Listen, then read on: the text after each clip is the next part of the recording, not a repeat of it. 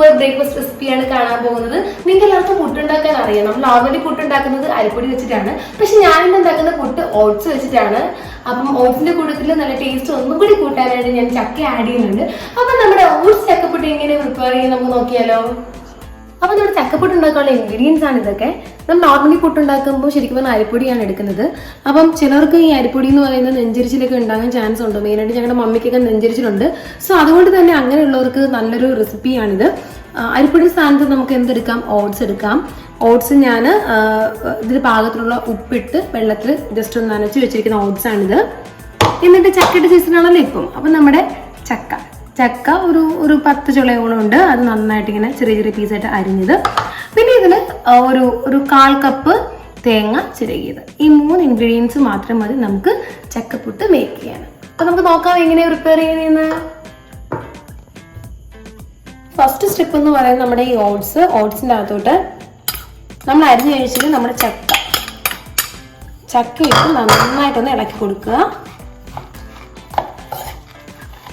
നന്നായിട്ട് ഇളക്കിയതിന് ശേഷം നമ്മൾ നേരത്തെ ചിരുകി വെച്ചിരുന്ന 1/2 കപ്പ് തേങ്ങ അതും ഇതിലിട്ട് നന്നായിട്ടൊന്ന് മിക്സ് ചെയ്ത് കൊടുക്കുക.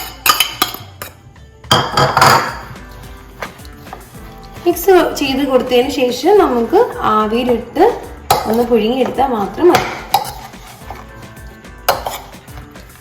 ഇത് നല്ല ടേസ്റ്റാണ്, സിമ്പിളാണ്. പക്ഷെ നമ്മൾ നോർമലി എന്നും കഴിക്കുന്ന പുട്ടിനെക്കാട്ടും ഭയങ്കര വെറൈറ്റിയാണ്. പുട്ട് ഇഷ്ടപ്പെടാത്തവർക്ക് ഇത് തീർച്ചയായിട്ടും എന്തായാലും ഇഷ്ടപ്പെടും. അപ്പം നിങ്ങൾ തീർച്ചയായിട്ടും ഒന്ന് ട്രൈ ചെയ്ത് നോക്കണം കേട്ടോ. ഒരു വട്ടമെങ്കിലും ട്രൈ ചെയ്ത് നോക്കണം. അപ്പം നമുക്ക് നോക്കാം എങ്ങനെയാന്ന്. അപ്പം നമ്മൾ ഗ്യാസ് കത്തിച്ച് പുട്ടുകുട്ടി എടുത്ത് വെച്ചിട്ടുണ്ട്. ആവശ്യമുള്ള പാകം വെള്ളം ചേർത്തിട്ട്. എന്നിട്ട് നിങ്ങൾക്ക് വേണമെങ്കിൽ വലിയ പുട്ടുകുട്ടിയിലും നമുക്കിത് വേണമെങ്കിൽ എടുക്കാം. ഞാനിപ്പോൾ എടുത്തിരിക്കുന്നത് ഞങ്ങളുടെയൊക്കെ ചേട്ടപ്പുട്ടെന്നാണ് ഇത് പറയുന്നത്. വെല്ലുവിളിയാണ് സാധനം. അപ്പം ഇതിൻ്റെ അകത്തോട്ട് ഞാൻ നമ്മൾ മിക്സ് ചെയ്ത് വെച്ചിരുന്ന നമ്മുടെ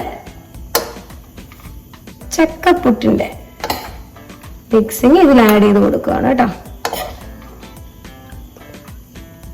ഇത്രയും മതിയാവും. എന്നിട്ട് ഇതിന്റെ മുകളിലേക്ക് വെച്ചു കൊടുക്കാം. ഇത്രയേ ഉള്ളൂ. നന്നായിട്ട് ആവി വെന്ന് കഴിയുമ്പോഴത്തേക്ക് നമുക്ക് ചക്കപ്പുട്ട് എടുക്കാം. അപ്പൊ നമ്മുടെ ചക്കപ്പുട്ട് റെഡി ആയിട്ടുണ്ട്. അത് നിങ്ങൾക്ക് കാണാൻ സാധിക്കും. ഒരു 2-3 മിനിറ്റ് മതിയാവും. നന്നായിട്ട് ആവി വരുന്നുണ്ട്. ഇനി നമുക്ക് എന്ത് ചെയ്യാം, ഇത് വാങ്ങി പുറത്തോട്ട് വെക്കാം. ഗ്യാസ് ഒന്ന് സ്ലിം ചെയ്തതിന് ശേഷം നമുക്കിങ്ങനെ മാറ്റി വെക്കാം. ഉടനെ നമ്മൾ തട്ടിയിടരുത്. കാരണം എന്ന് വെച്ചാൽ ഇതൊന്ന് സെറ്റ് ആവണം. ഒരു 2-3 സെക്കൻഡ് ഇത് പുറത്ത് തന്നെ ഇങ്ങനെ ആറാൻ വേണ്ടി വെക്കണം കേട്ടോ. അതിനുശേഷം മാത്രം തട്ടിയിട്ടാൽ മതി. ഉടനെ തട്ടിയിട്ട് കഴിഞ്ഞാൽ ചിലപ്പോൾ ഇതിങ്ങനെ പൊടിഞ്ഞു പോകാനുള്ള ചാൻസ് ഉണ്ട്. അപ്പൊ നമ്മുടെ ചക്കപ്പുട്ട് റെഡി ആയിട്ടുണ്ട്. ഇത് നിങ്ങൾക്ക് കാണാൻ സാധിക്കുന്നുണ്ട്. ഇത് നല്ല ആവി പറക്കുന്നുണ്ട്. നല്ല മണമുണ്ട് കേട്ടോ ഓട്സിനെയും ചക്കയുടെയും. അപ്പൊ തീർച്ചയായിട്ടും നിങ്ങൾ ട്രൈ ചെയ്ത് നോക്കണം. കാരണം ചക്ക സീസണൊക്കെ ആണല്ലോ. അപ്പൊ നമുക്കിത് ട്രൈ ചെയ്യാം. എന്നും ഈ അരിപ്പുട്ട് ഇത് നമ്മൾ മടുക്കുമല്ലോ. അപ്പം ഇതൊന്ന് ട്രൈ ചെയ്താൽ നല്ല വെറൈറ്റി ആയിരിക്കും.